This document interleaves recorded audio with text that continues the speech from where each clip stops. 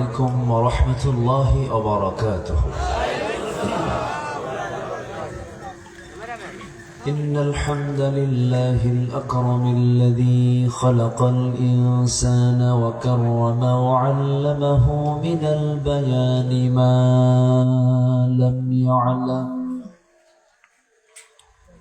فسبحان الذي لا يحصى امتنانه باللسان ولا بالقلم. نشهد أن لا إله إلا الله وحده لا شريك له، ونشهد أن سيدنا وحبيبنا ومولانا محمدا عبده ورسوله الذي أرسله بالحق بشيرا ونذيرا وداعيا إلى الله بإذنه وسراجا منيرا. فقد قال الله تعالى في كلامه المجيد وفرقانه الحميد: أعوذ بالله من الشيطان الرجيم. بسم الله الرحمن الرحيم. إن الله وملائكته يصلون على النبي يا أيها الذين آمنوا صلوا عليه وسلموا تسليما. اللهم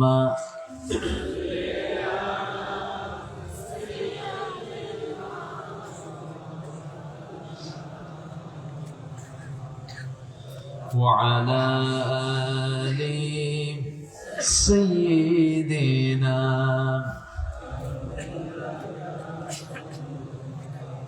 সবাই বলুন بلغ العلا بكماله كشف الدجى بجماله حسنت جميع خصاله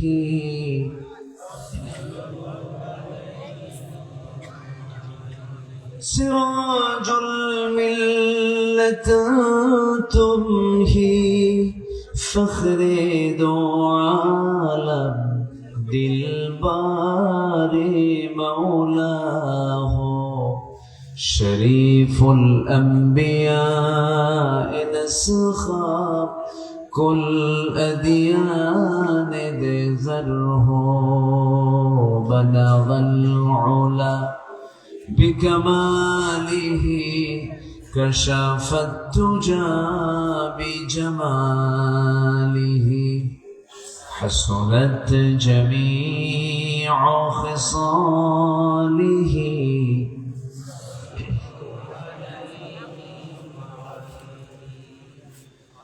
আমি কোরআনের সুর মাঝে শুনেছি যে নাম, আযানের সুর মাঝেও শুনেছি সে নাম।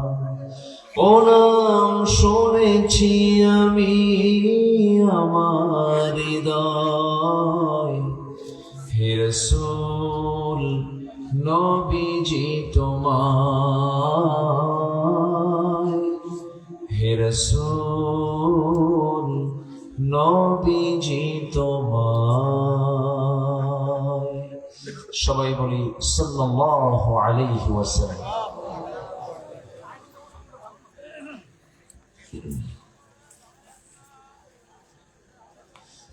প্রাকৃতিক সৌন্দর্যের অপরূপ লীলাভূমি, দেশের দক্ষিণ পশ্চিমাঞ্চলের সুন্দরবন লাগোয়া খুলনা অঞ্চলের বাগেরহাটের সদর উপজেলার বিষ্ণুপুর বাদখালী গভর্নমেন্ট স্কুল মাঠে আয়োজিত যুব সমাজ মাহফিল ইন্তেজামিয়া কমিটি কর্তৃক আয়োজিত 15তম তাফসীরুল কুরআন মাহফিল 2025 মহৎ আয়োজনের সম্মানিত সুযোগ্য সভাপতি জনাব মাওলানা মুহাম্মদ মুহিবুল্লাহ শেখ, আজকের মাহফিলের সম্মানিত সঞ্চালক জনাব মাওলানা হারুন রশিদ সাইদি, বরেণ্য মেহমান উস্তাজুল আসাতিজা মাধবকাঠি আহমদিয়া ফাজিল মাদ্রাসার সম্মানিত প্রিন্সিপাল, নন্দিত আলিম দ্বীন মুহতারাম মাওলানা মশিউর রহমান খান, কথা বলেছেন মুহতারাম মাওলানা আসগর আলী। আমার ডান পাশে উপবিষ্ট ইসলামী আন্দোলনের অক্টোবর সৈনিক সিপাহ সালার আমার প্রিয় ভাই রাহাত ভাই, উপস্থিত আজকের মাহফিলের প্রধান আকর্ষণ যাদেরকে নিয়ে আজকের এই সাজানো গোছানো বর্ণাঢ্য আয়োজন, তাওহীদের পতাকাবাহী, কালেমার ঝান্ডাবাহী, দ্বীন ইসলামের নর শারদুল বীর মুজাহিদ, প্রাণ প্রিয় সম্মানিত দ্বীনী ভাইরা, আড়ালে বসে আছেন শ্রদ্ধেয়া সম্মানিতা মা বোনেরা। আলোচনার সূচনায় আনুষ্ঠানিকতার মধ্য দিয়ে আমার পক্ষ থেকে আবারও দিল খোলা সালাম, আসসালামু আলাইকুম ওয়া রাহমাতুল্লাহি ওয়া বারাকাতুহু। সবাই কেমন আছেন? আমাকে প্রশ্ন করলেন, আল্লাহ তাআলা আমাকে আপনার সাথেই বসে রেখেছেন, বলছি আলহামদুলিল্লাহ। মহান রব্বুল আলামিনের অসংখ্য শুকরিয়া, যিনি আমাকে আপনাকে মুক্ত আকাশে, মুক্ত পরিবেশে, মুক্ত চিন্তা নিয়ে, খোলামেলা প্রশস্ত হৃদয় নিয়ে, অনুকূল পরিবেশে কোরআন বোঝার এমন একটি মাজলিসে সুযোগ করে দিয়েছেন শোনার এবং বলার। যিনি সুযোগ করে দিলেন সেই মহান রবের শানে বলে উঠছি আলহামদুলিল্লাহ। আবারও বলছি আলহামদুলিল্লাহ। চিৎকার মেরে বলছি আল্লাহুম্মা ইন্নী আসআলুকা আল হুদা ওয়াত তুকা ওয়াল আফাফা ওয়াল গিনা। সবাই বলি আল্লাহুম্মা আইন্নি আলা যিকরিকা ওয়া শুকরিকা ওয়া হুসনি ইবাদাতিকা। সবাই চিৎকার মেরে বলি লা ইলাহা ইল্লাল্লাহু ওয়াহদাহু লা শারীকা লাহু লাহুল মুলকু ওয়া লাহুল হামদু ওয়া হুয়া আলা কুল্লি শাইইন কাদির। কুল্লি শাইইন কাদির। আমরা আল্লাহ তাআলার শুকর আদায় করে নিলাম।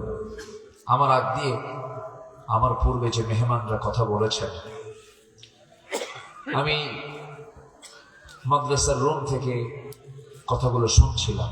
প্রত্যেকটি কথাই মূল্যবান, মুক্তা খচিত কথা, যে কথার ভিতরে কোনো খাত ছিল না। এবং আমার পূর্বে যিনি কথা বলেছেন অত্যন্ত দলিলে ভরা,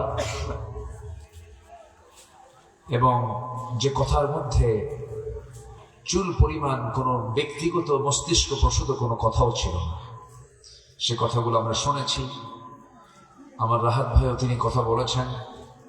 আমি শেষ ক্লাসে এসে ভাঙ্গাচোরা কিছু কথা বলতে চাচ্ছি। এলেম কালাম তো তেমন কিছু নেই। ছোটবেলায় আব্বার সঙ্গে হাটে যেতাম। হাটে বড় বড় হাট লাগতো না, এখন তো হাট কমে গেছে, ছোট হয়ে গেছে, এখন বাজার হয়ে গেছে ঘন ঘন। তো আগে তো দাড়ি পাল্লায় মাপতো, বাটখারা দিয়ে মাপতো। তো পাল্লায় ওজন করার জন্য যে ওটাকে কি বলে এলাকায়, বাটখারা বলে। বাটখারা যেটা সবচেয়ে বেশি ওজনওয়ালা, 10 কেজি ধরেন, এটা সবার নিচে। এরপরে 5 কেজি, তার উপরে। এরপরে 1 কেজি 1000 গ্রাম, তার উপরে। এরপরে 500 গ্রাম, তার উপরে 200 গ্রাম, 100 গ্রাম, 50 গ্রাম, তার উপরে, এভাবে সাজানো। এরপরে 25 গ্রাম, 20 গ্রাম, 10 গ্রাম, সর্বশেষ 5 গ্রাম। 5 গ্রাম যদিও সবার উপরে, আমি বললাম সবার উপরে, কিন্তু কিছু নাই, ওজন নাই। মানুষ ডাকে, আসি বসি, কিন্তু আমাকে পড়াতে পারবেন, আমাকে শিখাতে পারবেন এমন যোগ্য সম্পূর্ণ আলেমে দ্বীন এখানে বসে আছেন। সম্মানিত হাজিরিন, কথা তো একটাই, সেটা হচ্ছে আমাদের চ্যালেঞ্জ, জাহান্নাম থেকে বেঁচে আমাকে কোথায় যেতে হবে? বলুন তো, কোথায় যেতে হবে? জান্নাতে। বাপের ভিটা থেকে বাপ তো চলে আসছিলেন, আমরাও চলে আসছি। আমরা আবার কার ভিটায় ফিরে যেতে চাই? বলেন, নাকি আপনারা চিন্তাই করতেছেন যে বাপের ভিটা আবার এখানে কোথায় পেলেন? বাপের ভিটা এই জন্য বললাম, আমাদের আব্বা এবং আম্মা, আদম হাওয়া, এই দুজনই তাদের অবস্থান ছিল কোথায় প্রথম বলেন তো? আল্লাহ বললেন না, ফালা তাকরাবা হাযিহি আশ-শাজারা, এই এলাকায় এর নিকটে যাইও না। ফাওয়াসওয়াসা লাহুমা, দুজনকে পদস্খলন ঘটায় দিল। ফাআযাল্লাহুমা আশ-শাইতান, দুজনকে শয়তান পদস্খলন ঘটায় দিল। তার শয়তান জান্নাতে ঢোকে আমার মা বাবাকে দুইজনকে পদস্খলন ঘটায় দিয়েছে। সেই শয়তান তো মনে হয় বাগে হাঁটছিল না, আসতে তো চেনে কিনা বলেন? তাহলে এখানে আসে কিনা বলেন? আসে। শয়তানের চ্যালেঞ্জ হলো কেমন এগুলোকে পথভ্রষ্ট করে জাহান্নামে নিয়ে যাওয়া যায়। এবং শয়তান এর চক্রান্ত মারাত্মক। ইন্নাহু লাকুম আদুউম মুবিন, মারাত্মক চক্রান্ত। শয়তান কি বলে? ثم لآتينهم من بين أيديهم ومن خلفهم وعن أيمانهم وعن شمائلهم ولا تجد أكثرهم شاكرين। শয়তান বলে, তোমার বান্দাগুলোকে আমি ডান থেকে, বাম থেকে, সামনে থেকে, পিছন থেকে সবগুলোকে পাকড়াও করব। আল্লাহ বলছেন, শয়তান তুই সবাইকে পারবি না, কিছু বান্দা আছে আমার কাছে আশ্রয় চেয়ে বলবে, আউযু বিল্লাহি মিনাশ শাইতানির রাজীম। আমরা আশ্রয় চাইব কার কাছে? আসতে বলবেন না, কার কাছে? আশ্রয় দেওয়ার একমাত্র যোগ্যতা কার? আমাকে বাঁচাবেন কে? আমাকে হেফাজত করবেন কে? আল্লাহ। সে আল্লাহর কাছে আমরা আশ্রয় চাইব। শয়তানের ওয়াসওয়াসা থেকে আমরা পানাহা চাবো সর্বক্ষণ। শয়তান তো লেগে আছে, ডান বাম সামনে পেছনে লেগে আছে। এই যে গভীর রাত হচ্ছে, আস্তে আস্তে একটু শেষ রাত যখন হবে, শয়তান চলে আসবে, সব বান্দার শিওরে এসে বসবে, মাথার চুলে হাত ঢুকায় দেয়, সুন্দর করে মেসেজ করে দিয়ে বলে, আলাইকা লাইলুন তাবিল, আলাইকা লাইলুন তাবিল, তোমার রাত অনেক লম্বা, ঘুমাও ঘুমাও, আরাম করে ঘুমাও। আমার রাসূল বলেন, সেই সময় শয়তান 3টা গিট মেরে চলে যায়। এই 3টা গিট যদি কেউ ছুটাতে চাও, আমার সাহাবীরা, রাসূল শিখিয়ে দিলেন, প্রথম গিট যদি কেউ ছুটাতে চাও, তাহলে সঙ্গে সঙ্গে ঘুম থেকে, বিছনা থেকে নিজের পিঠটা সরায় নাও, একটা গিট ছুটে যাবে। ওযু বানায় নিবা, 2টা গিট ছুটে যাবে। যখন তুমি নামাজের নিয়তে যখন বের হয়ে মসজিদের দিকে রওনা দিয়ে যখন নামাজে দাঁড়াবে, 3টা গিট ছুটে গেল। আর 24 ঘন্টা শয়তান ওই বান্দার কাছে আসার সাহস পায় না। শয়তান বড় মারাত্মক। দুঃখ লাগে আমার দেশে নামাজই নাই, জানেন, খালি বিড়ি খাওয়ার লোক আছে। কি খাওয়ার লোক আছে? বিড়ি খাওয়ার লোক আছে। যেখানেই দেখবেন একটু চার দোকান, চার চক্র, সেখানে দুটা জিনিস চলে। একটা হলো জর্দা সহ পান, আরেকটা কি বলেন তো? বিড়ি। এই যে ভাইরা আসছেন, দুজন ভাই, চিনেন ওনাকে? ওনাদেরকে চিনেন? পরিচয় আছে? সবাই চিনেন তো? নতুন করে চেনানোর দরকার নেই তো? আলহামদুলিল্লাহ, আপনারা স্থানীয় ভাবে চেনেন, আমরা তাদেরকে জাতীয় ভাবে চিনি। আলহামদুলিল্লাহ বলবেন না? তারা শুধু এই এলাকার সন্তান না, তারা এদেশের জাতীয় নেতৃত্ব দেওয়ার যোগ্যতা রাখেন। বলি আলহামদুলিল্লাহ। কোথাও যাবেন, কোথাও একটা গ্যাদারিং এ যাচ্ছেন, সব জায়গায় বিড়ি আর কি। কঠিন ব্যাপার না? কঠিন ব্যাপার। এদেশের মানুষ ভাত বেশি খায় না বিড়ি বেশি খায়? ভালো করে বলুন তো। আমি এটা মাঝে মাঝে চিন্তা করি, এবং এর পিছনে যে কি কম টাকা খরচ হয়, ওরে শত শত নয়, হাজার হাজার কোটি টাকা খরচ হয়। এর কোম্পানি আছে, ফ্যাক্টরি আছে, শ্রমিক খাটে। রংপুর হারাগাছ একটা এলাকা আছে, আমাকে ইনভাইট করা হলো। আমি জানি না যে এটা বিড়ি ফ্যাক্টরি। আমাকে দাওয়াত দিয়ে নিয়ে চলে গেল। মাহফিল শেষে আমাকে বলে, হুজুর একটু ফ্যাক্টরির জন্য দোয়া করো। আমি পড়ে গেলাম মুসিবতে, আল্লাহ আমি এটার জন্য কি দোয়া করব? এটা কম বিষয় না, কিন্তু এটার জন্য বাজেট হয়, এবং এটার মানে খাওয়ার লোকও তো কম না। আমার তো মনে হয় 80 থেকে 90% মানুষ এটার সঙ্গে জড়িত, খায়। আবার মাহফিল এসে মাঝে মাঝে প্রশ্ন করে, হুজুর বিড়ি খাওয়া কি জায়েজ আছে? উনি চেষ্টায় থাকেন যে কেমনে জায়েজ করা যায়। আছে না নাই বলেন তো? আচ্ছা, কিন্তু পৃথিবীর সকল চিকিৎসক একমত, এই স্মোকিং, এই ধূমপানে ক্যান্সার হয়, হৃদরোগ হয়, যৌনের ক্ষতি হয়, হার্টের ক্ষতি হয়, সব ক্ষতি এই নেশার মধ্যে। আছে না নাই বলেন তো? আচ্ছা, তাহলে এটাকে আল্লাহ পাক জায়েজ করতে পারেন? বলেন, জায়েজ করতে পারেন? আমার কাছে না জানি ভয় হয় কি জানেন? দা মা ইউরবিক ওয়া ইলা মা লা ইউরবিক। না জানি আল্লাহ পাক এটার জন্য যদি বলেন, তুই তো জানিস এটা খেলে পরে ক্যান্সার হয়, প্রতি বছর এই দেশে হাজার নয় লক্ষ মানুষ এটার জন্য ক্যান্সার আক্রান্ত হয়, গোটা পৃথিবীতে ক্যান্সার আক্রান্ত হয়ে মারা যাচ্ছে। আল্লাহ পাক যদি বলেন, আমি তোকে ক্ষুদ্র আত্মহত্যার অপরাধে তোকে অপরাধী বানায় দিলাম, নাজাত পাবেন কেন?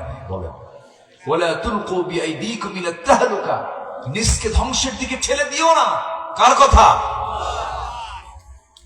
পান খান, পান খেলে কোনো সমস্যা নাই। আমি এই কথাগুলো বলতেছি, ইদানিং একটু বেশি করে বলতেছি। মাদকে সেয়ে গেছে দেশ, 60 লক্ষ যুব সমাজ আজকে মাদকাসক্ত, মহামারী আকার ধারণ করেছে। তো আপনি বুড়ো হয়ে গেছেন, কিছু চাবাতে মন চায়, পান খান। পান খেতে কোনো আপত্তি নাই, পানের রস ভালো, আলেম ওলামা খান। কিন্তু পানের সাথে আবার হাকিম পুরী রহমতুল্লাহ আলাইহি কেন? এখানে কথা আছে, এখানে ক্লেম আছে না নাই? বলেন, আছে না নাই?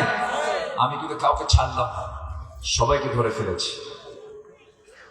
আপনি কি জানেন, মাত্র 100 টাকার জন্য অনেক বাড়িতে ভাত জোটে না, খাবার জোটে না। এখনো কিন্তু আছে কিছু বাড়ি। বলেন, আছে না নাই? বলেন তো। আপনি কি জানেন, একটা রুটির অভাবে না খেয়ে থাকে ফিলিস্তিনের ছোট্ট ছোট্ট বাচ্চাগুলো, আর আপনি বিড়ি খেয়ে উড়াইয়া দিলেন, আর আল্লাহ আপনাকে ধরবেন না? এটা প্রশ্ন, এটা একটা বিষয় হলো? অবশ্যই প্রশ্ন করা হবে সকল নিয়ামতের ব্যাপারে। প্রশ্ন অবশ্যই করা হবে। কে করবেন প্রশ্ন? আল্লাহ। এই জন্য আমাদের আব্বা জান আদম আলাইহিস সালাতু ওয়াস সালাম দোয়া শিখিয়ে দিয়েছেন। সবাই বলুন, রব্বানা যালামনা أنفسنا وإن لم تغفر لنا وترحمنا لنكونن من الخاسرين নফসের উপরে জুলুম করেছি, তুমি যদি না মাফ করো ক্ষতিগ্রস্তদের অন্তর্ভুক্ত হয়ে যাব।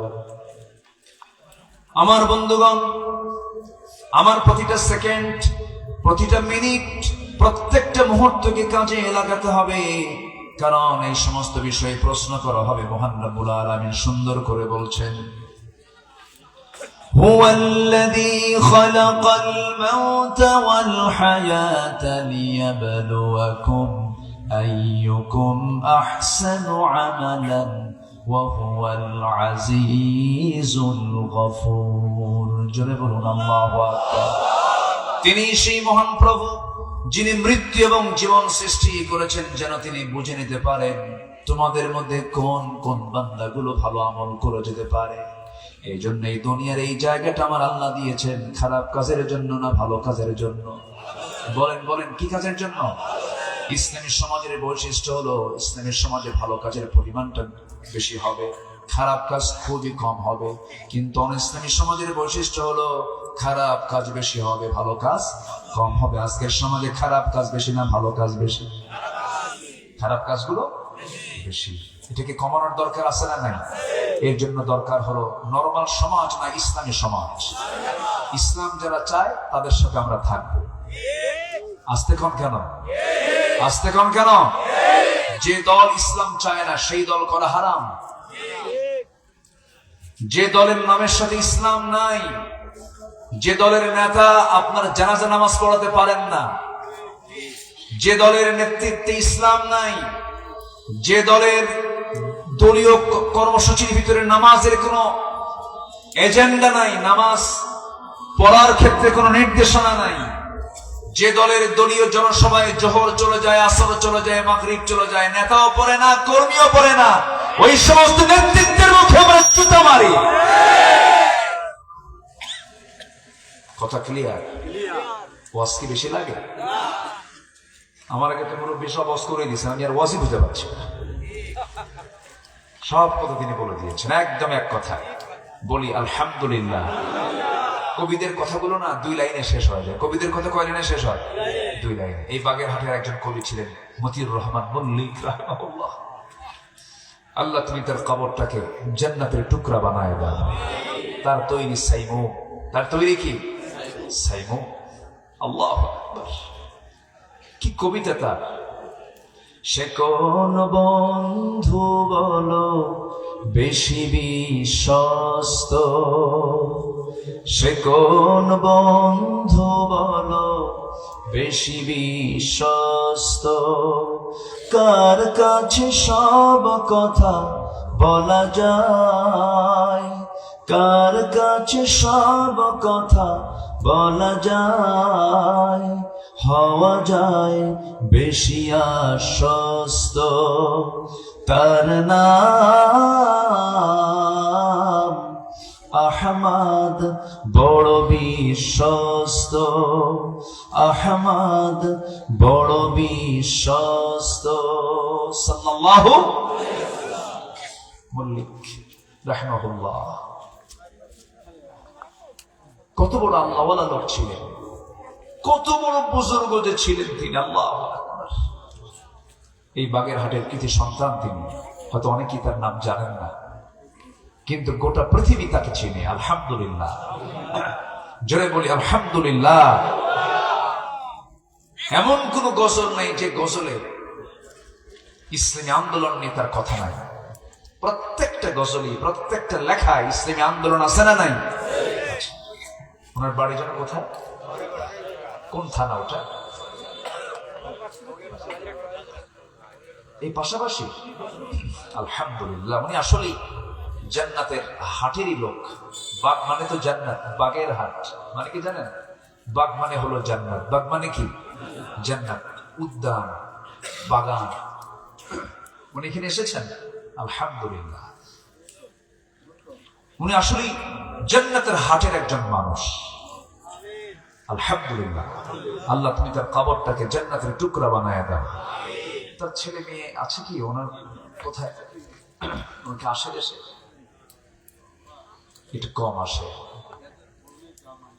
জি, আল্লাহ কত বড় যে বরকত দিয়েছেন। ইসলামী আন্দোলন শিখেছেন তার গজল শুনে, এরকম বহু লোক আছে।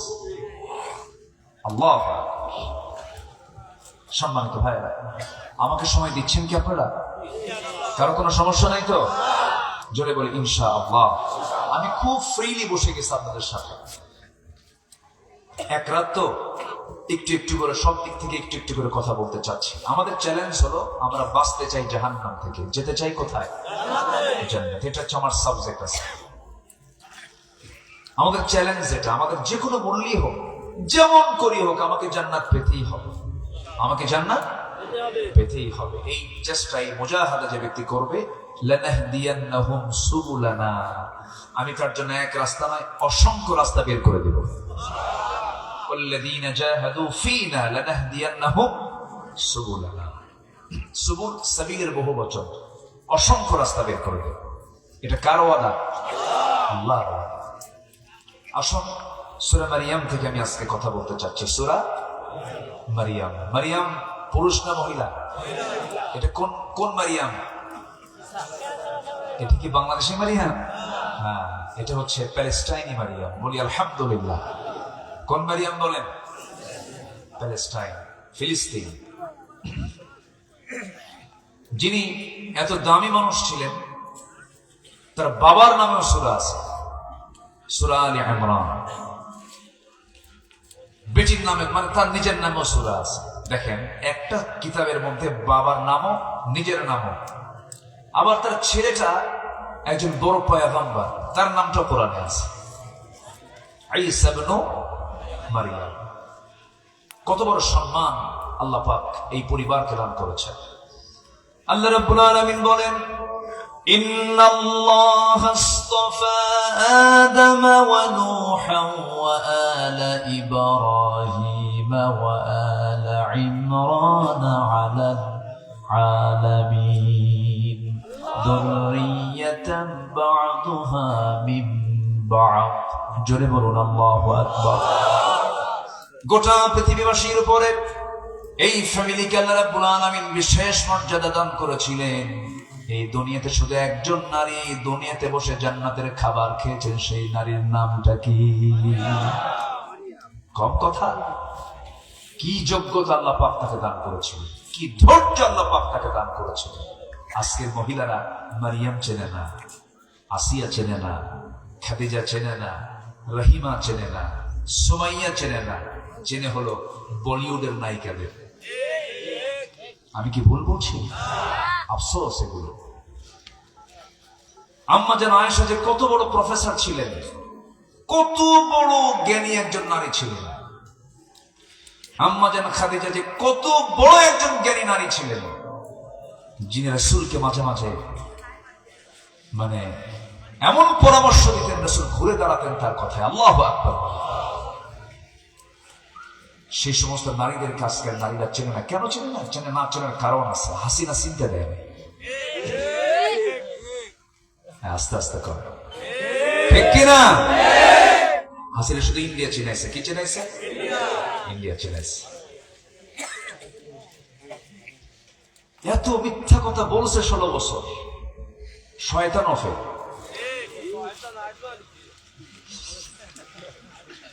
এত মিথ্যা কথা মানুষ বলে।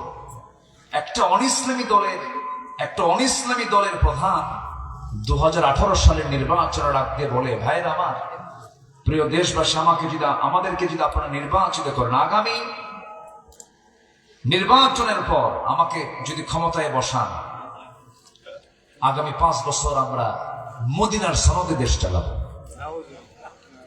এই কথা তো শয়তানও বিশ্বাস করবে। হ্যাঁ, দেশ চালাইছে মদিনার সনদে নয়, মোদির সনদে। মোদির সনদে, ঠিক কিনা? মোদির সনদে দেশ চালিয়েছে। কত বড় সম্পদকে ওরা তিলে তিলে হত্যাই করে ফেলেছে শেষ পর্যন্ত। এখান থেকে খুব কাছে বাড়ি তার। শুধু এলাকার সন্তান তিনি, ঠিক আছে, গোটা বিশ্ববাসীর জন্য একটা, বিশ্ব মুসলিম উম্মার জন্য একটা বড় রত্ন। আল্লামা সাইদ রাহিমাহুল্লাহ, তাকে এক নামে গোটা পৃথিবীর সব মুসলিম লিডাররা তাকে ছিল। আব্দুর রহমান সুদাইসে কান্দে, ইউসুফ আল কারজাফি তার জন্য কেঁদেছেন, বিশ্ব ইসলামী আন্দোলনের যে নেতৃবৃন্দ তারা চোখের পানি ফেলে ফেলে কেঁদেছেন। সে আল্লামা সাঈদীকে কেমন করে পরিকল্পিত নাটক তৈরি করে চিকিৎসার নাম করে পয়জনিং করে তাকে হত্যা করা হয়েছে। তাফসীর মাহফিলের এই প্ল্যাটফর্ম থেকে সুস্পষ্ট ভাষায় জানান দিতে চাই, তার জন্য কথা না বললে কৃপণতা হয়ে যাবে। স্পষ্ট ভাষায় জানান দিতে চাই, অবিলম্বে সকল হত্যার বিচারের আগে কিংবদন্তি আল্লামা সাঈদীর যারা প্রকৃত খুনি তাদের চূড়ান্ত শাস্তি নিশ্চিত করা হোক। নিহতের পক্ষে রাজি আছেন কারা কারা? হাত উঁচু করে দেখা। কেউ তো স্লোগান দেন না।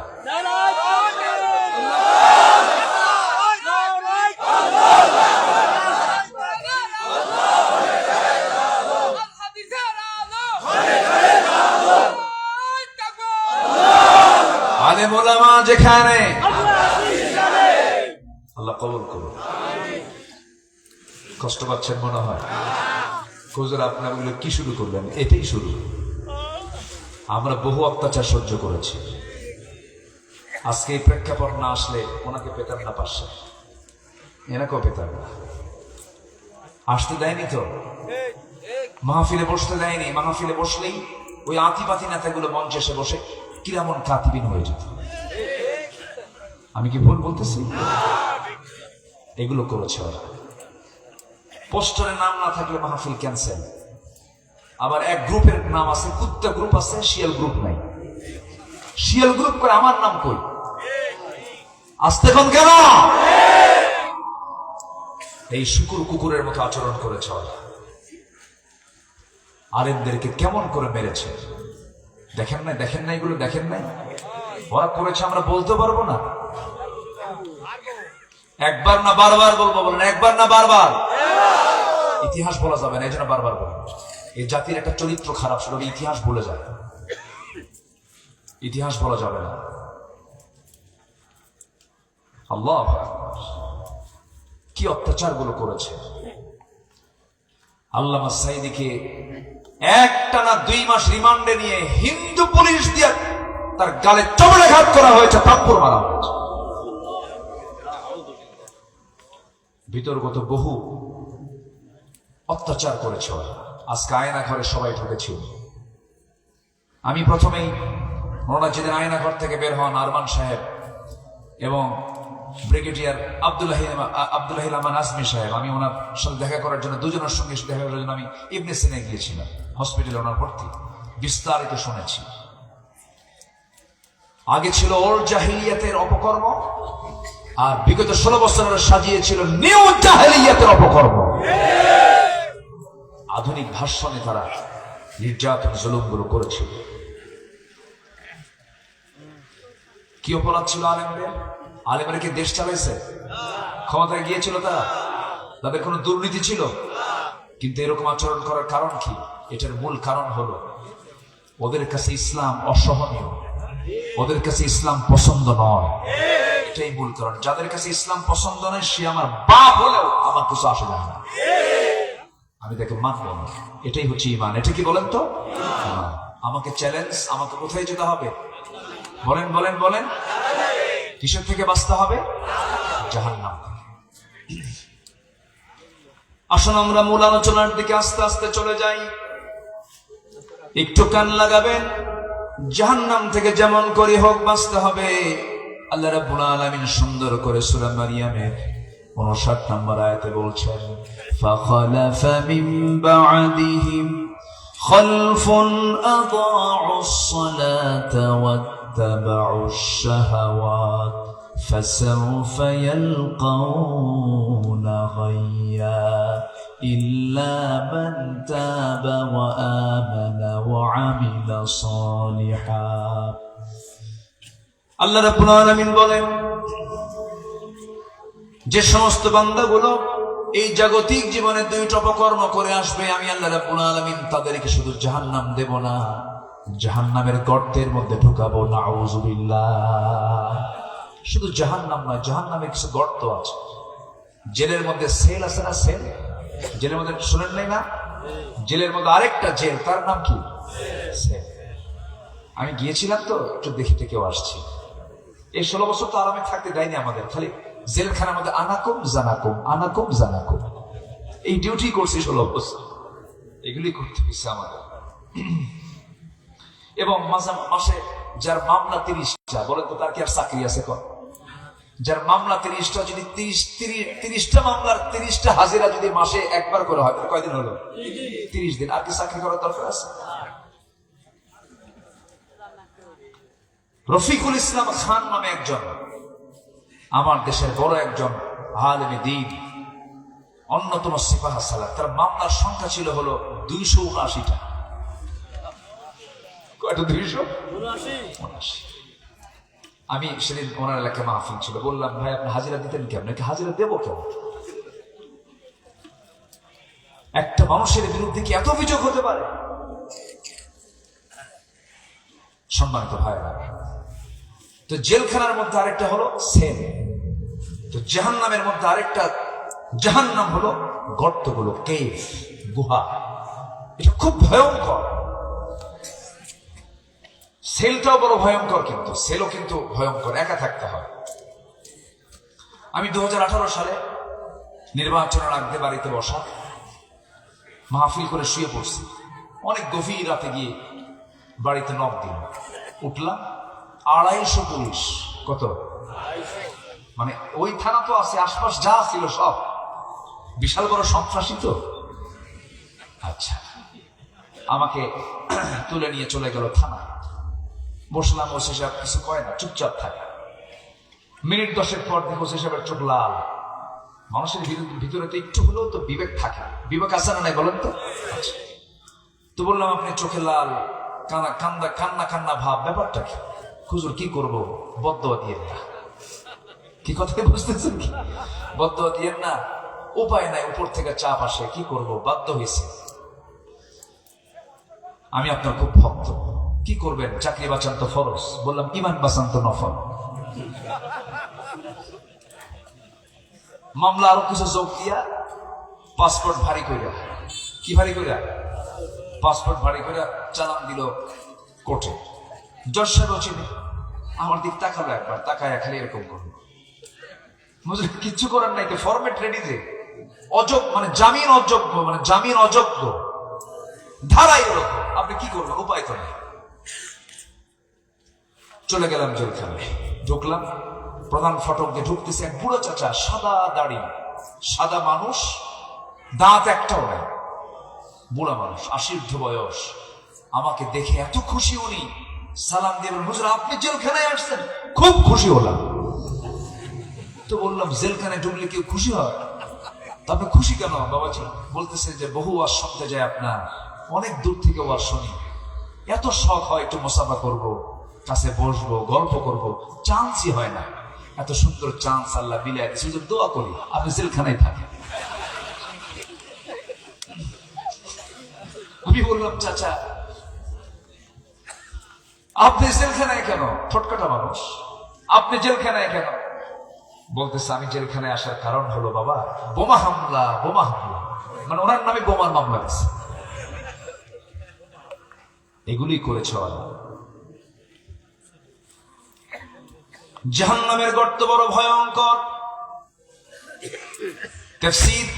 তাফসীরে কুরতুবীর ভিতরে এসেছে গাইয়ুন নামক যে গর্তটা, সূরা মারইয়ামে আল্লাহ রাব্বুল আলামিন বলছেন ফাসাউফা ইয়ালকাউনা গাইয়া।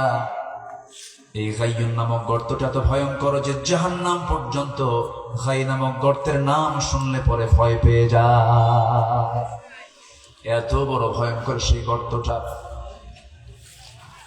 আমার বন্ধুগণ, জাহান্নাম এত বড়, এই পৃথিবী থেকে সূর্যটা কত দূরে, যার আভ্যন্তরীণ তাপমাত্রা হলো 15 মিলিয়ন ডিগ্রি সেলসিয়াস। এত তার তাপমাত্রা, সেই সূর্য কত দূরে থাকলে পরে পৃথিবীতে আমরা তাপমাত্রা পাচ্ছি 25, 26, 27।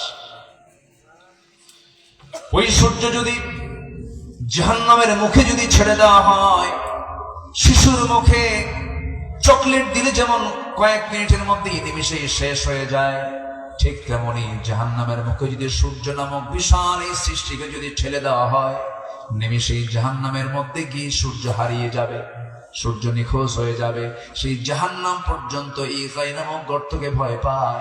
আল্লাহ বলছেন, যাদের মধ্যে দুইটা অপকর্ম পাবো তাদেরকে আমি গাই নামক গর্তের মধ্যে ঢুকাবো। নাউযুবিল্লাহ। আল্লাহ রাব্বুল আলামিন বলেন, সেই সমস্ত অপরাধগুলো কি? فخلف من بعدهم خلف أضاعوا الصلاة واتبعوا الشهوات فسوف يلقون غيا।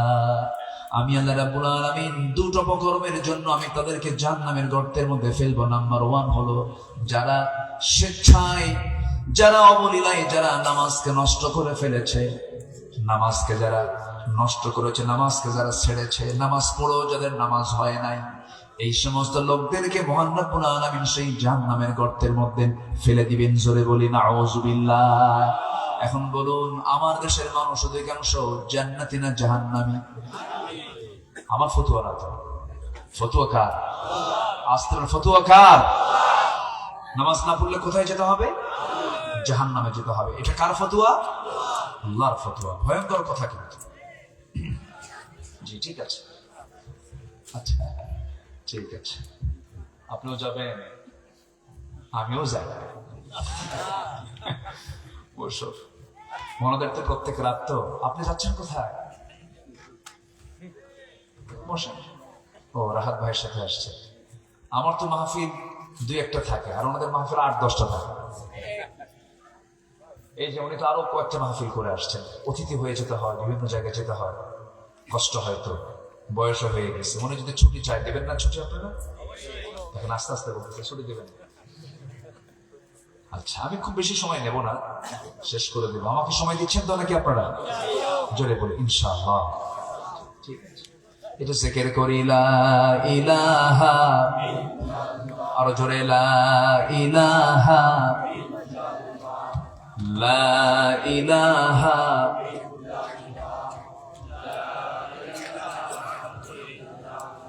আরো জোরে লা ইলাহা, আরো জোরে আল্লাহু আল্লাহ, আল্লাহু আল্লাহ, লা ইলাহা, আরো জোরে লা ইলাহা, লা ইলাহা ইল্লাল্লাহু মুহাম্মাদুর রাসূলুল্লাহ সাল্লাল্লাহু আলাইহি ওয়াসাল্লাম। আমি খুবই আনন্দিত যে একটা লোক আপনারা নড়ছেন না, আলহামদুলিল্লাহ। 3 পতন নীরব হয়ে কথাগুলো শুনছেন। আসলে এটা বাগে জান্নাহ, বলি আলহামদুলিল্লাহ। বাগের হাট নামটা অনেক সুন্দর। তাসের হাটও কিন্তু আছে এলাকায়, আমার দেশের নাম আছে কিসের হাট? তাসের হাট। মানে কি খেলা হয়? তাস। এটা বাগের হাট, আলহামদুলিল্লাহ। এই উঠে কেন? যে বসো বসো বসো। হ্যাঁ, আমি খুব বেশি সময় নেব না, আর একটু আমাকে সময় দেন। আমাদের এনিওয়ে আমাদেরকে কোথায় যেতে হবে বলেন তো? জাহান্নাম থেকে বাঁচতে হবে। এটাই হচ্ছে আমাদের সবচেয়ে বড় চ্যালেঞ্জ। সেই জাহান্নামের খাই নামক গর্ত থেকে বাঁচতে হবে। জাহান্নামের গর্তের মধ্যে ঢোকা যাবে না। আল্লাহ রাব্বুল আলামিন খুব রাগ করে কথাটা বলেছেন। এই আয়াত যখন আমার চোখের সামনে পড়ে আমি দারুণ ভয় পাই। কি ভয়ঙ্কর আয়াত! ফাসাউফা ইয়ালকাউনা গাইয়া, অচিরেই তাদেরকে এই খাই নামক গর্তের মধ্যে ঢুকানো হবে। কত ভয়ঙ্কর কথা! সেই খাই নামক গর্ত থেকে বাঁচার জন্য সবার আগে আমাকে আপনাকে সিদ্ধান্ত নিতে হবে। যেখানেই থাকি না কেন, যে অবস্থায় থাকি না কেন, কোন ক্রমে নামাজ ছেড়ে দেওয়া যাবে না। নামাজ ছেড়ে দেওয়া যাবে না। নামাজ পড়বো কয় ওয়াক্ত? 5 ওয়াক্ত। একা না জামাতে? বুঝে না না বুঝে, জেনে না না জেনে, বুঝে শুনে নামাজ পড়তে হবে। আগামী রমজান মাস আসতেছে, হচ্ছে শুধু নামাজের মাস, বলি আলহামদুলিল্লাহ। একটা বিশেষ সালাত আছে না? বলেন কি সালাত? তারাবি। এটার নাম দিছি কি জানেন? আমি তাড়াতাড়ি। কি নামাজ? তাড়াতাড়ি। ম্যাক্সিমাম জায়গার নামাজ হয় না নামাজ। ইমাম যদি একটু ভালো হয়, সূরা কেরাত একটু আস্তে আস্তে পড়ে, রুকু একটু লম্বা করে, সেজদা একটু লম্বা করে, শেষে ফলাফল কি জানেন? মুসল্লি কয় আলসা হুজুর। কি হুজুর বলেন তো? আলসা হুজুর। কাম হবে না, এটার গতি নাই, 4G গতি হবে না, 8G গতি লাগবে। কি গতি লাগবে? 8G গতি। নামাজ কি গতিতে পড়া যাবে? নামাজ কি করতে হবে? ধীরস্থির ভাবে আস্তে আস্তে পড়তে হবে। আল্লাহ রাব্বুল আলামিন বলেন, নামাজ পড়ে অনেকে জাহান্নামী হয়ে যাবে। আল্লাহ রাব্বুল আলামিন আরেক ওই সমস্ত নামাজীদের ব্যাপারে আরেক জায়গায় বলছেন, ফাওয়াইলুল লিল মুসাল্লিন আল্লাযীনা হুম আন সালাতিহিম সাহুন الذين هم يراءون ويمنعون الماعون। জোরে বলুন আল্লাহু আকবার। ওই সমস্ত নামাজীর জন্য ওয়াইল, ওই সমস্ত নামাজীর জন্য ধ্বংস। ওয়াইল নামক এটাও কিন্তু অনেকে গর্তের কথা বলেছেন, যারা নামাজকে অবহেলার সাথে পড়বে, নামাজকে যারা লোক দেখানো করে নামাজ যারা পড়বে, ওদের জন্য জাহান্নাম। কে বলেছেন? কে বলেছেন? আল্লাহ বলেছেন। এই জন্য নামাজি হব আমরা সেই নামাজি, যে নামাজের মধ্য দিয়ে আমি জান্নাত পেয়ে যাব। কোন নামাজি? মহান রব্বুল আলামিন বলেন, قد أفلح المؤمنون الذين هم في صلاتهم خاشعون والذين هم عن اللغو معرضون والذين هم للزكاة فاعلون والذين هم لفروجهم حافظون। এরপর আল্লাহ রাব্বুল আলামিন বলেন, والذين هم لأماناتهم وعهدهم راعون والذين هم على صلواتهم يحافظون أولئك هم الوارثون الذين يرثون الفردوس هم فيها خالدون। জোরে বলুন আল্লাহু আকবার। ওয়াজ তো বেশি লাগে না, এই আয়াত কয়েকটা পড়লাম, এই আয়াতের অনুসরণ করলেই জান্নাত হয়ে যাবে। নাম্বার 1 হলো নামাজটাকে সুন্দর করে পড়বে যারা,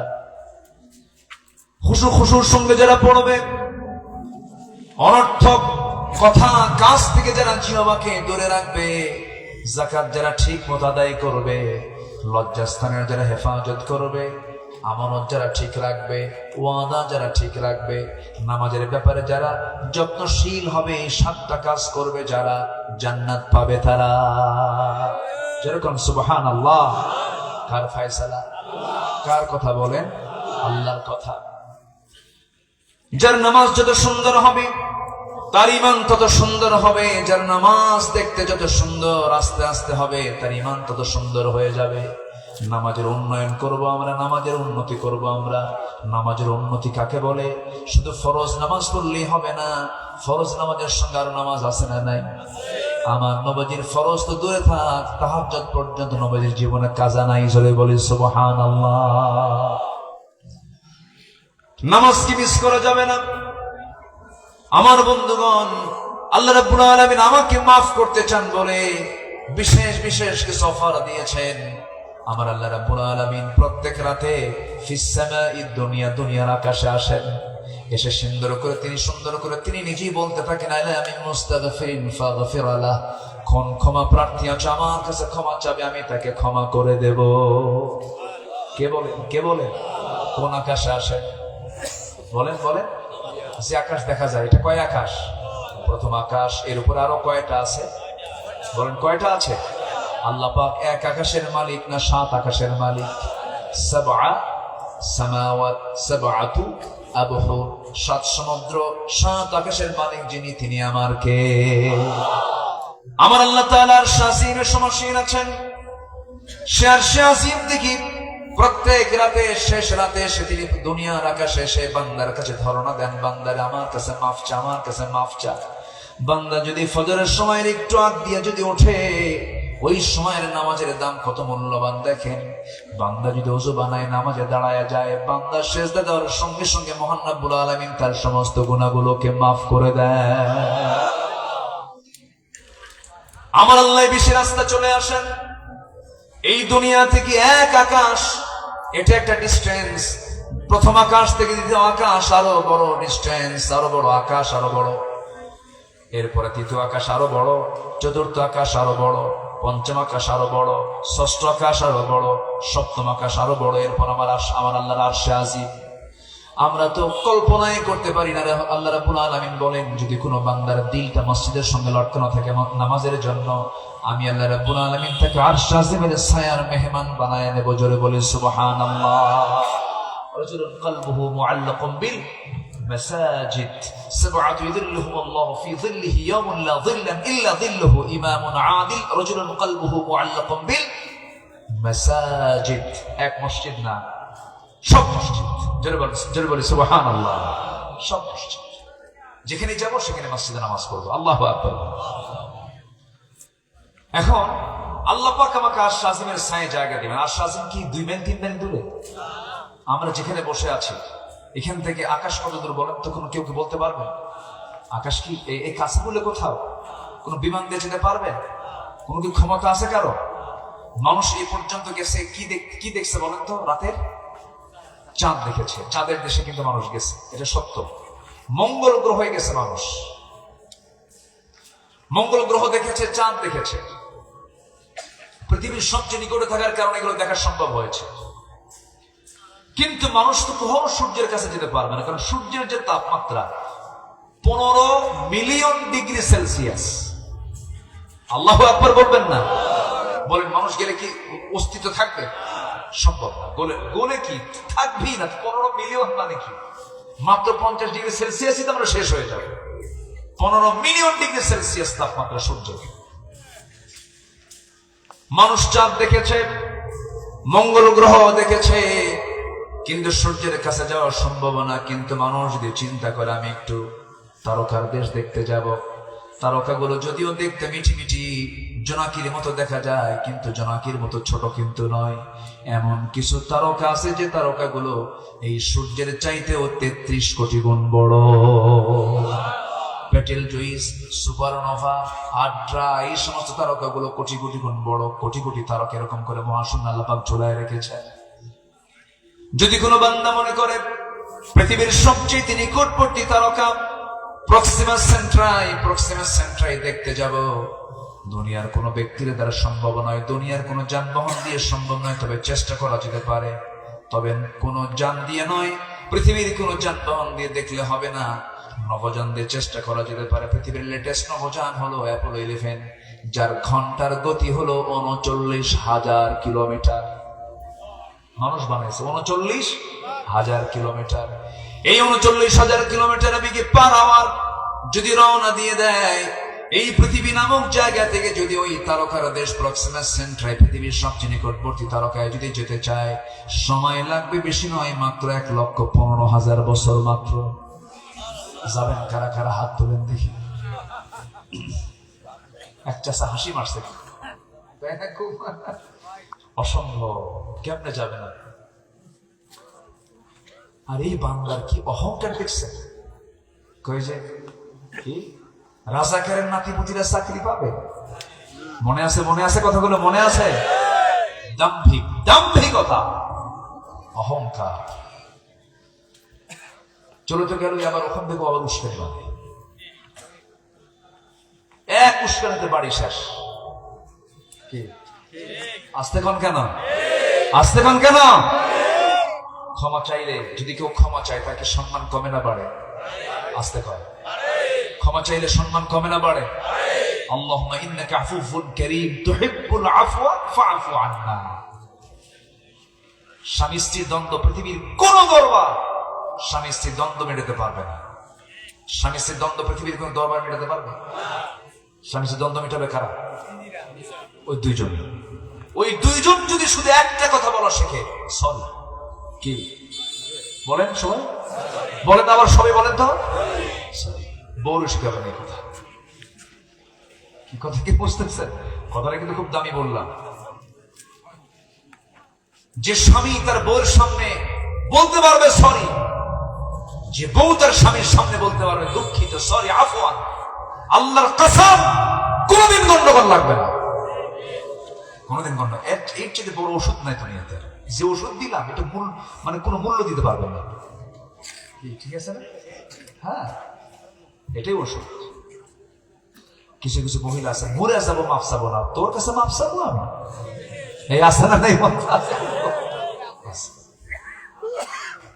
শুধু সরি বলবেন, দেখবেন সব ঠান্ডা হয়ে গেছে। লাইভে আসলেন, ভালো কথা বললেন। দেখেন, আমি শীর্ষ নেতৃত্বে ছিলাম, আমি তো মানুষ, আমার ভুল হতেই পারে, আমার অজানায় হোক অথবা আমার যারা কর্মকর্তা ছিল তাদের ভুলে হোক, যে কোনো ভাবেই হোক। কত মায়ের কোল শূন্য হয়ে গেছে, আমিও শোকাহত। আমি সবার কাছে ক্ষমা সুন্দর দৃষ্টি কামনা করছি, জাতি তাকে ধন্যবাদ দিত, ঠিক কিনা? 14 কোটি 18 কোটি জাতিকে আবার দোষারোপ করতেছে। শোনেন না এগুলো? শোনেন না আপনারা? শোনেন না? আমরা ভাঙ্গা চাই না, আমরা গড়তে চাই, কিন্তু ভাঙতে যদি কেউ বলেন কি করবেন? কি অসন্তুষ্ট হচ্ছেন নাকি আপনারা? সবাই কি নামাজ পড়তে রাজি আছি? সবাই সবাই নামাজ পড়তে রাজি আছি? কয় ওয়াক্ত নামাজ? কয় ওয়াক্ত নামাজ? একা না জামাতে? বুঝে না না বুঝে? জেনে না না জেনে? বউ যদি নামাজ না পড়ে কি করবেন বলেন? শুনছেন কি কইছে? হ্যাঁ,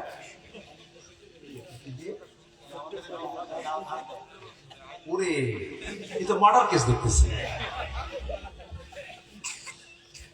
মারামারি করা যাবে না তো, বোঝাতে হবে, সুন্দর করে বোঝাবো, জোরে বলে ইনশাআল্লাহ বোঝাবো। আমার দেশের মা বোন শোনে কথা, একটু বোঝাবে, মারা যাবে না।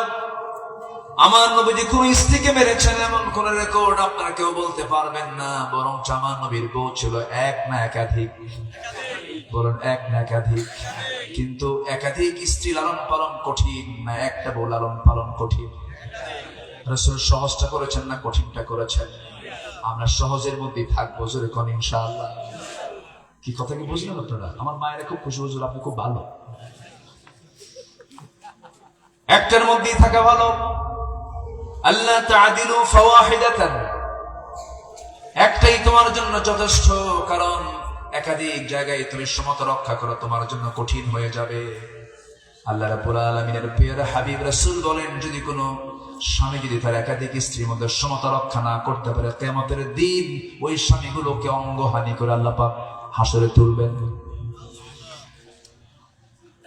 মাঝে মাঝে কিছু স্বামী আছে বউরে খোঁচা মারে, বিয়ে কিন্তু আরেকটা করবো, এরকম আছে না? বলেন তো, আছে না? এত সস্তা নয়, যত লোড নিবেন তত আপনার দায়িত্ব কাঁধে চলে আসবে, জবাব দিতে হবে আল্লাহর আদালতে। আমার ভাইয়েরা, আমার নবীর 4 স্ত্রী একদিন নবীর সামনে এসে বসে গেছেন, বসে বলছেন, হুজুর একটা জিনিস জানার ছিল আমাদের। কি? 4 জনের মধ্যে গন্ডগোল হয়ে গেছে, 4 জনই আমরা গন্ডগোল করতেছি, কি বিষয় নিয়ে?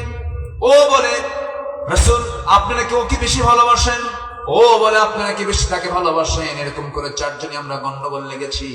এখন আমরা আপনার মুখেই জানতে চাই, আমাদের এই 4 জনের মধ্যে আপনি কাকে সবচেয়ে বেশি ভালোবাসেন? বলেন তো, প্রশ্নটা কি সহজ না জটিল? শুধু জটিল না মহা জটিল? আমার রাসূল বললেন, শোনো আমার স্ত্রীরা, এই প্রশ্নের জবাব আমি আজকে দেব না, কালকে সকালে দেব, যাও। 4 জনকে পাঠায়া দিলেন।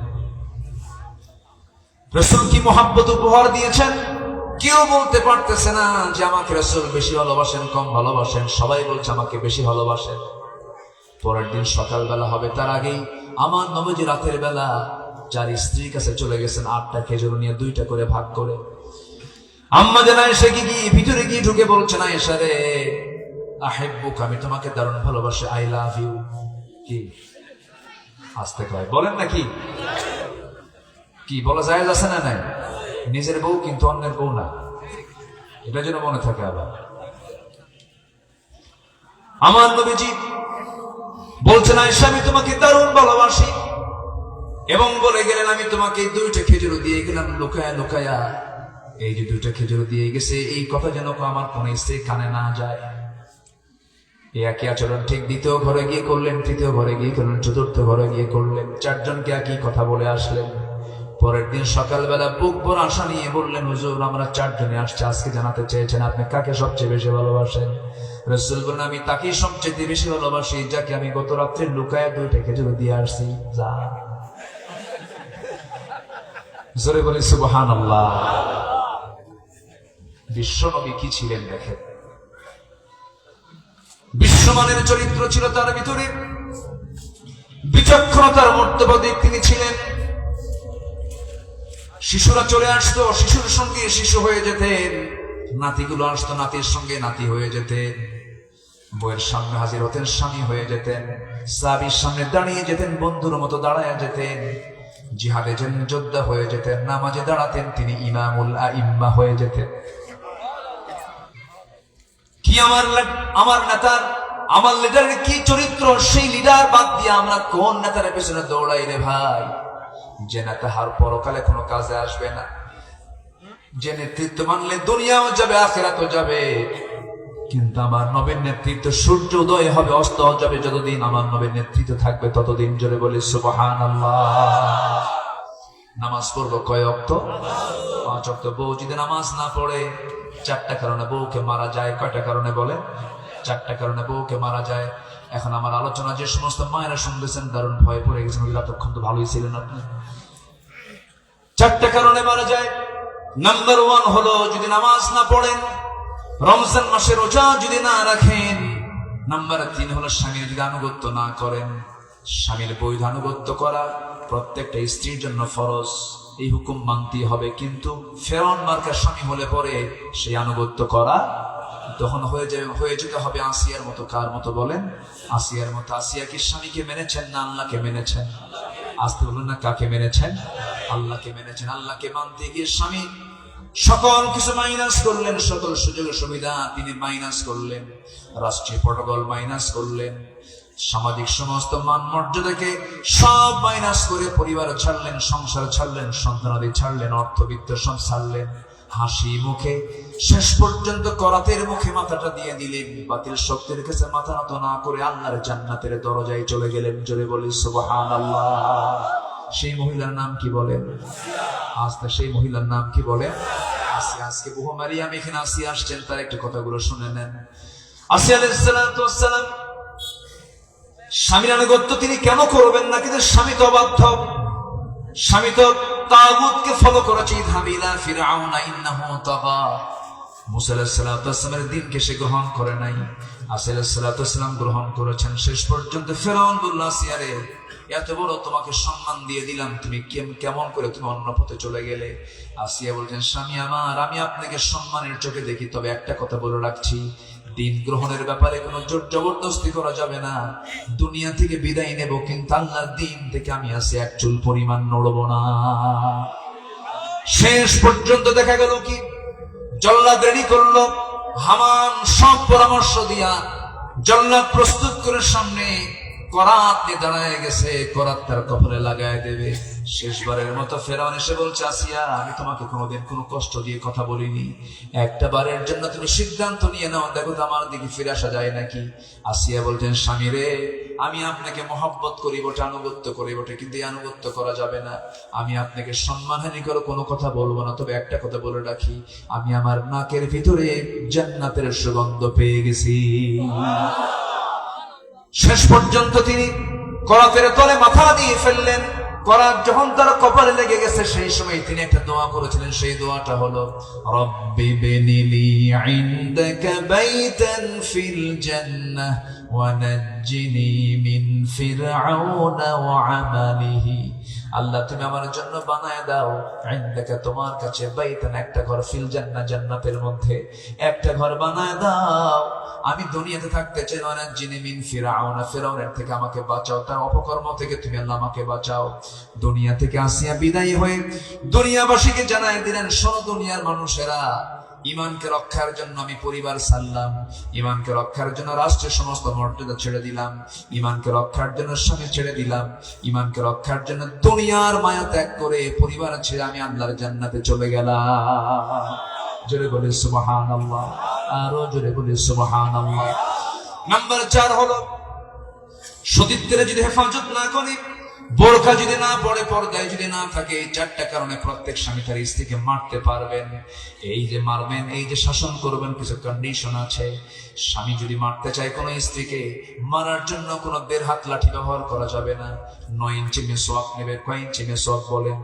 9 ইঞ্চি মেসওয়াক নিয়ে পকেট থেকে যখন বের করে মারতে নেবে, শর্ত হলো চুল ধরা যাবে না, কপালে মারা যাবে না, নাকে মারা যাবে না, মুখে মারা যাবে না, বুকে মারা যাবে না। মারবেন কবি সানসে ছিলে কোনো উপায় নাই। 9 ইঞ্চি মেসওয়াক দিয়ে যদি কোন স্বামী তার স্ত্রীকে শাসন করতে জানে, এই দৃশ্য যদি কারো চোখে পড়ে, সেই সময় মনে হবে, দেখে বলবে মারে না, সোহাগ করে। সোহাগ করে, কোন ক্রমেই মারা যাবে না। যদি কোন স্বামী তার বউকে মারে, সন্তানের সামনে সন্তানগুলো দুষ্ট হয়ে যায়, এগুলো করা যাবে না। রাসূল কোন স্ত্রীকে প্রহার করতে মানা করেছেন, এগুলো করা যাবে না। আল্লাহ রাব্বুল আলামিন এই 2টা স্বামী স্ত্রীর মধ্যে মাওয়াদ্দাত ওয়া রাহমা রেখেছেন। সুন্দর করে নামাজের কথা বলবেন, শুধু আস্তে করে ডাক দিয়ে বলবেন, আমার স্ত্রী তুমি কি চাও আমার তোমার সম্পর্ক দুনিয়াতে শেষ হয়ে যাক? না, সম্পর্ক আমরা আরো লম্বা করতে চাই। তাই যদি চাও, জনম জনম ধরে তুমি যদি আমাকে পেতে চাও, জান্নাতেও যদি যেতে চাও, আমরা একসঙ্গে জান্নাতে গিয়ে জান্নাতের বাজার করব। আসো আমরা দুজন মিলে নামাজটা পড়ে নেই। কি শুনবে না কথা? শুনবে না কথা? অবশ্যই শুনবে। কেন শুনবে না? আমরা তো নবীর উম্মত। আমার নবী তার স্ত্রীদের কথা শুনেছেন। আমার নবীর স্ত্রী যদি কথা শোনেন, আমরা তার উম্মত, আমাদের স্ত্রীরাও কথা শুনবে। নূহ আলাইহিস সালাম পারেন নাই তার বউয়ের সাথে, লূত আলাইহিস সালাম পারেন নাই তার বউয়ের সাথে, কিন্তু আমার নবীকে পারেন নাই, আমরাও পারবো। জোরে বলি ইনশাআল্লাহ, জোরে বলি ইনশাআল্লাহ। নামাজ, নামাজ মাত্র 5% মুসলমান আমার দেশে নামাজ পড়ে। নামাজের জন্য চেষ্টা করতে হবে। দেশ স্বাধীন হয়েছে 53 বছর, আজকে 53 বছর পার হয়ে গেল, নামাজের সংখ্যা বাড়লো না। মাত্র 5% মুসলমান নামাজ পড়ে। যদি আজকে রাষ্ট্রীয় পর্যায়ে যদি নামাজের সরকার যদি চালু হয়ে যেত, নামাজের সরকার যদি নামাজের আইনটা পাস করতো, নামাজি হতো 95%, বেনামাজি হতো মাত্র 5%। আমি কি ভুল বলেছি? তাহলে আমরা আগে সরকার চাই, বেনামাজি সরকার না নামাজের সরকার? বেনামাজি সরকার না নামাজের সরকার চাই। এটাকে আমরা লালন করবো। জোরে বলি ইনশাআল্লাহ। মৌলবাদী বলুক আর যাই বলুক, আমরা এগুলো মানবো না। আমাদের যে দায়িত্ব আল্লাহ দিয়েছেন, সেই দায়িত্ব আমরা ফিল আপ করবো। জোরে বলি ইনশাআল্লাহ। কষ্ট পাচ্ছেন মনে হয় আপনি? এত সুন্দর মানুষ আপনারা। একটা কারণ বলেছে, নামাজ ছেড়ে দিলে পর আরেকটা কারণ আছে, এবং ইমাম কুরতুবী বলেছেন আরো 6টা কারণ আছে। তাহলে মোট কারণ হলো কয়টা? মোট কারণ হলো 8টা। মোট কারণ কয়টা বলেন তো? 8টা। আয়াতে সরাসরি 2টা, আর তাফসীরে আরো আছে কয়টা? 6টা। মোট কয়টা? 8টা। আমি বললাম কয় নাম্বার? 1 নাম্বার, যারা নামাজকে নষ্ট করে। নামাজকে আমরা সবাই পড়বো ইনশাআল্লাহ। সবাইকে পড়তে রাজি আছেন? নামাজ 5 ওয়াক্ত পড়বেন, তার একটা হাত তুলে দেখেন তো দেখি। জোরে বলি ইয়া আল্লাহ, আরো জোরে বলি ইয়া আল্লাহ। আমাদেরকে 5 ওয়াক্ত সালাত আদায় করা তৌফিক তুমি আল্লাহ দিয়া দাও। জোরে বলি আমিন, আরো জোরে আমিন, আরো জোরে আমিন। ওয়াত্তাবাউশ শাহাওয়াত, যারা নফসের দাসত্ব করবে, মন যা চায় তাই করবে। ইমানদার কি মন যা চায় তা করতে পারে? মন যা চাবে তার উল্টা করলে এটা হচ্ছে ভালো। ওয়ানাহান নাফসা আনিল হাওয়া ফাইনাল জান্নাতা হিয়াল মাওয়া।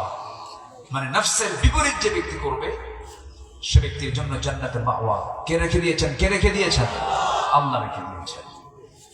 মন তো খারাপ কিছু চায়, মন ভালো কিছু চায় না। মন চায় জমিটা ঠেলে আমি একটু জমিটা বাড়াই।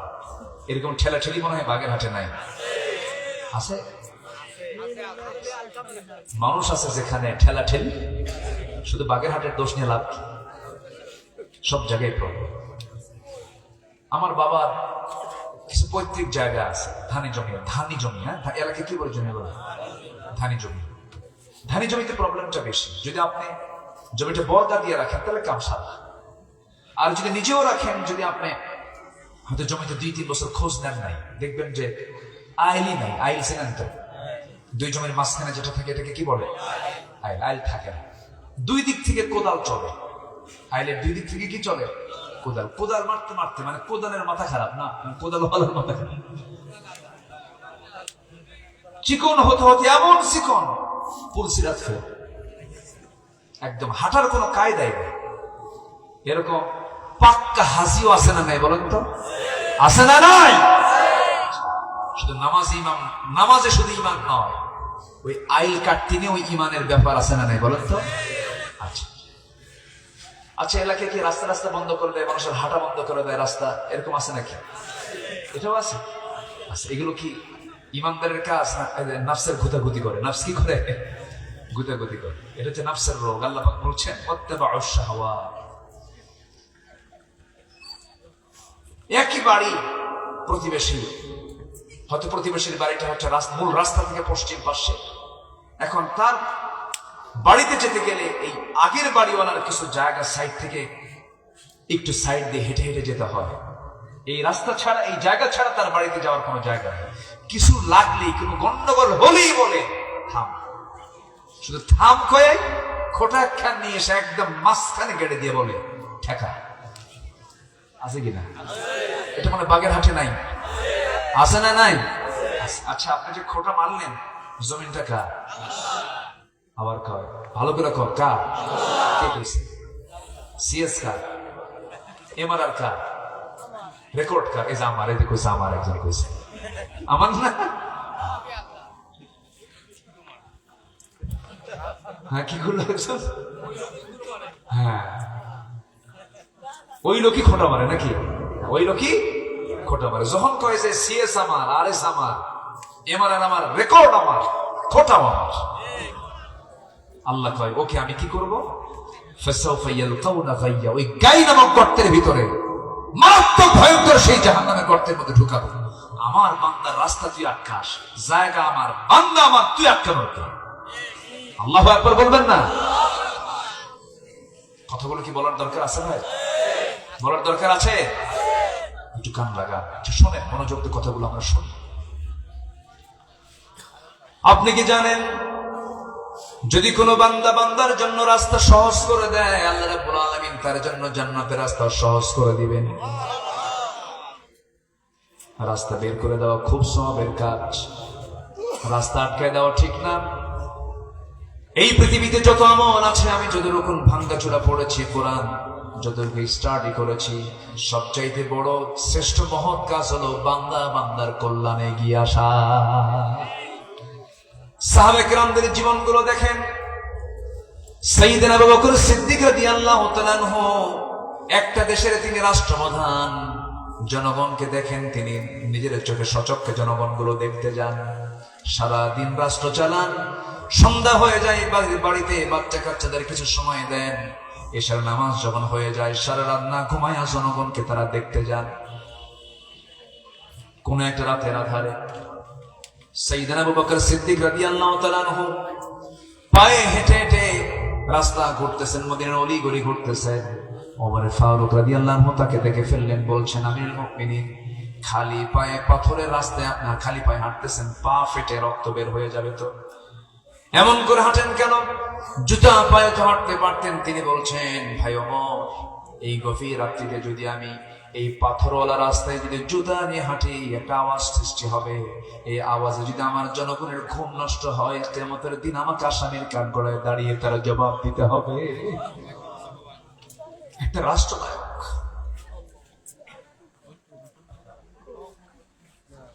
সাইয়েদনা আবু বকর রাদিয়াল্লাহু তাআলা আনহু খেলাফতের দায়িত্ব তিনি গ্রহণ করেছেন। তার ঘরের সঙ্গে এক ঘর, প্রতিবেশীর ঘর। বয়স্ক নারী, স্বামী নাই, ছেলে নাই, মেয়ে নাই, সব দুনিয়া থেকে বিদায় হয়ে গেছে। বুড়িটাও অন্ধ নাই, চক্ষু নাই, অন্ধ মানুষ। খেদমত করার কেউ নাই। তিনি করতেন কি, প্রত্যেক রাত্রিতে দিনের কাজ সকল শুরু করার আগ দিয়ে তিনি শেষ রাত্রির দিকে ওই মহিলার ঘরে ঢুকতেন। ঘরে ঢুকে তার কাপড় চোপড় ধোয়া সহ, রান্না বান্না করা সহ, খাদ্য সামগ্রী সব রেডি করে তিনি সেই ঘর থেকে বের হয়ে আসতেন। সাইয়েদনা ওমর ফারুক একদিন নিয়ত করলেন, আমি ওই মহিলার ঘরে গিয়ে খেদমত করে আসবো। বুড়ি মহিলা, কেউ তো তার নাই। তিনি খেদমত করার জন্য দরজায় গিয়ে নক করেছেন, বলছেন, ও বুড়িমা দরজা খুলুন, আমি আপনার খেদমত করতে আসি। তিনি বললেন, না খেদমত লাগবে না, খেদমত করে গেছে একজন। ভাবলেন এই মদিনার ভিতরে কোন যুবক আছে এই খেদমত করার মতো, কে, তাকে চেনা দরকার। ওই মহিলার দরজার পাশে তিনি লুকায় থাকলেন রাতের বেলা, চেন পেলেন না 2 রাত। তৃতীয় রাত্রে দেখেন কে যেন খালি পায়ে ঢুকলো, চিনতে পারেন নাই। অপেক্ষার প্রহর গুনছেন। যখন তিনি কাজ শেষে বের হতে নিয়েছেন, পিছন দিকে চট করে হাত চেপে ধরে দেখেন কেউ না, প্রথম খলিফা আবু বকর। সাইয়েদনা ওমর ফারুক বলছেন, আমিরুল মুমিনিন সারাটা দিন পরিশ্রম করেন, আবার রাতের বেলা এগুলো কাজকে আমাদেরকে দিতে পারেন না, আমরাও তো করতে পারি। এবার বলছেন, ওমর আমার আমল নামা আমার কাঁধে নিতে হবে, আমার হিসাব আমাকে দিতে হবে। ওমর আমাকে কাজগুলো করতে দাও। 2টা বছর তিনি খেলাফতের দায়িত্ব পালন করেছেন। প্রত্যেক রাত ওই মহিলার খেদমত করে আসছেন। তিনি দুনিয়া থেকে বিদায় নিলেন। দ্বিতীয় খলিফা ওমর ফারুক খেলাফতের দায়িত্ব গ্রহণ করলেন। যেই দিন, সেই দিন থেকে তিনি আবার ওই একই মহিলার ঘরে তিনি খেদমত করা শুরু করে দিলেন। খেদমতের জন্য চলে গেলেন। কিন্তু বুড়িমা জানেন না, আসল খেদমত, আসল খাদেম দুনিয়া থেকে বিদায় নিয়েছেন। প্রথম খলিফার বিদায় হয়ে গেছেন, জানতেন না। রাতের আধারে এসে তিনি খেদমত করলেন। সবকিছু ধোয়া টোয়া কমপ্লিট করে তিনি ওমর ফারুক ঘর থেকে বের হয়ে আসছেন। ওই মহিলা খেতে বসেছেন, খেজুর খেতে বসতে নিয়ে তিনি খেজুরটা যখন মুখে নিয়েছেন, একটা কামড় মারার সঙ্গে সঙ্গে দাঁতের নিচে খেজুরের বীজে পড়ে গেছে। বলে ফেললেন, ইন্না লিল্লাহ, বুঝতে পেরেছে আমার আসল খাদেম আবু বকর নয়, আবু বকর দুনিয়া থেকে বিদায় নিয়েছে। কারণ আমার আবু বকর যখন আমার খেদমত করতে আসতো, শুধু খেজুরগুলো ধুয়ে দিত না, বিচিগুলো সরায়া রাখতো। যেরকম সুবহানাল্লাহ। কি তাদের জীবন ছিল! খায়রুন নাস মান ইয়ানফাউন নাস। মন তো খারাপ কিছু চায়, মন ঠকাতে মন চায়, মন গীবত করতে চায়, মন হিংসা করতে চায়, মন গীবত শিকায়ত করতে চায়, মন মিথ্যা সাক্ষী দিতে চায়। কিন্তু না, ওয়াত্তাবাউশ শাহাওয়াত না হয়ে ওয়ানাহান নাফসা আনিল হাওয়া ফাইন্নাল জান্নাতা হিয়াল মাওয়া। আল্লাহ বলছেন, ওরে বান্দা, নফসের বিরুদ্ধে চলো, উদার চিত্ততা নিয়ে চলো, মানুষকে মাফ করতে শেখো।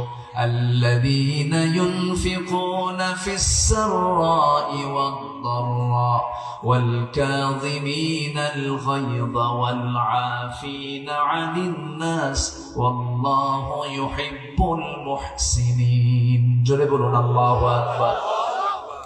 যারা সচ্ছল অবস্থায় দান করে, ক্রোধকে সংবরণ করে, মানুষকে মাফ করে দেয়, আল্লাহ রাব্বুল আলামিন ওই সমস্ত মুহসিন বান্দাদেরকে দারুণ ভালোবাসেন। জোরে বলে সুবহানাল্লাহ।